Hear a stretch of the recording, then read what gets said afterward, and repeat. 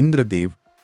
इंद्र वेदों का सर्वाधिक लोकप्रिय देवता है। ऋग्वेद के 250 सूक्तों में वर्णित इंद्रदेव ऋग्वेद के सबसे महत्वपूर्ण देवता हैं, जिन्हें आकाश का देवता, युद्ध का नेता और वर्षा का स्वामी माना जाता है। प्रारंभ में यह वर्षा एवं विद्युत का देवता था, जिसकी उत्पत्ति जल और मेघ से है, किंतु बाद में यह युद्ध का देवता बन गया, जो वज्र नामक शस्त्र धारण करता है। इसकी सहायता के बिना मनुष्य कभी विजय नहीं प्राप्त कर सकता। इसका बाण पापियों का नाश करता है। यह आकाश का शासक है, साथ ही सारे संसार और प्राणी मात्र का शासक है। आगे चलकर इंद्र वरुण से भी बढ़कर महत्वपूर्ण देव बन जाता है।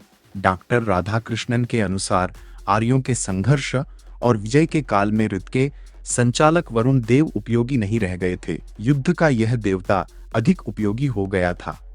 इंद्र हिंदू धर्म में देवताओं के राजा, स्वर्ग के अधिपति और वर्षा, गरज व बिजली के प्राचीन वैदिक देवता हैं। ऋग्वेद में 250 से अधिक सूक्तों के साथ उन्हें सबसे शक्तिशाली देवता माना गया है, जो वृत्रहन, वृत्र राक्षस के वधकर्ता और पुरंदर किलों को नष्ट करने वाले के रूप में प्रसिद्ध हैं। वे देवलोक की राजधानी अमरावती में निवास करते हैं और उनके वाहन का नाम ऐरावत है।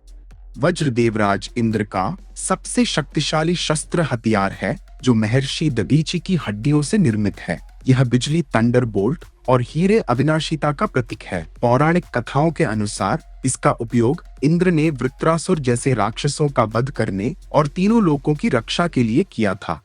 कुछ स्थानों पर इंद्र को मानवीय कमजोरियों से युक्त भी दर्शाया गया है, जहां वह काम भावना या अहंकार के वश में होकर अपनी शक्तियों का गलत ढंग से उपयोग करते हैं। पदवी। पौराणिक कथाओं के अनुसार इंद्र किसी व्यक्ति का नाम न होकर एक पद है। जो भी कठोर तपस्या या 100 अश्वमेध यज्ञ करता है, उसे यह सर्वोच्च पद मिल सकता है। प्रकृति। वे वायुमंडल और युद्ध के देवता हैं। ऋग्वेद में वे सर्वोच्च हैं, लेकिन बाद के पुराणों में उनका महत्व कम हो गया। परिवार। उनकी पत्नी का नाम शची इंद्राणी है और उनके पुत्रों में अर्जुन, जयंत और बाली प्रमुख हैं। आयुध। वे वज्र नामक अस्त्र धारण करते हैं। इस प्रकार वेदों में इंद्र को शक्ति और दिव्य प्रकाश का प्रतीक माना जाता है।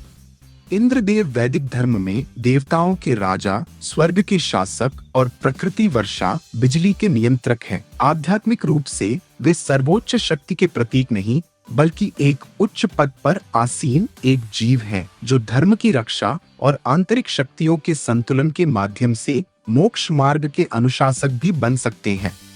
इंद्रदेव की आध्यात्मिकता के प्रमुख पहलू निम्नलिखित हैं।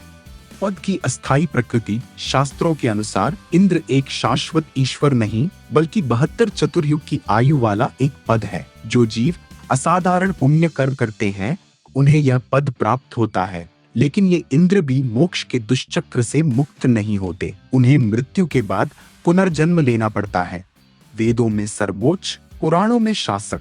ऋग्वेद में इंद्र को सर्वोच्च देवता या देवराज के रूप में पूजा गया है। वे शत्रुओं का नाश करने वाले, अज्ञानता का नाश करने वाले और सभी देवों में श्रेष्ठ माने गए हैं। बाद के पुराणों में उनकी भूमिका स्वर्ग के राजा के रूप में सीमित हो गई। वज्र आंतरिक शक्ति का प्रतीक है। इंद्र का हथियार वज्र आत्मा की शक्ति का प्रतीक है, जो मन की चंचलता और अहंकार के अंधकार को नष्ट करता है। प्रकृति और चेतना का मिलन। इंद्र वर्षा के देवता है, जो भौतिक समृद्धि के साथ साथ ज्ञान की वर्षा के माध्यम से आत्मा को पोषण देते हैं। वे देवताओं और मनुष्यों के बीच सेतु हैं। दार्शनिक संदेश। प्रजापति की शिक्षा। इंद्रदेव ने प्रजापति से आत्मज्ञान प्राप्त किया था, जिसमें यह सिखाया गया था कि नश्वर शरीर और इंद्रियां इंद्र का शाब्दिक अर्थ आत्मा के कर्मों के साक्षी मात्र है, जबकि अमर आत्मा सुख दुख से परे है। समर्पण और अहंकार का पाठ। इंद्र की कथाएं जैसे गोवर्धन धारण यह सिखाती हैं कि शक्ति का अहंकार नहीं होना चाहिए और परम सत्ता भगवान के प्रति समर्पण ही सच्चा मार्ग है। संक्षेप में, इंद्रदेव की आध्यात्मिकता भौतिक शक्ति, अहंकार को त्याग कर आत्म अनुशासन द्वारा उच्च चेतना की ओर बढ़ने का प्रतीक है।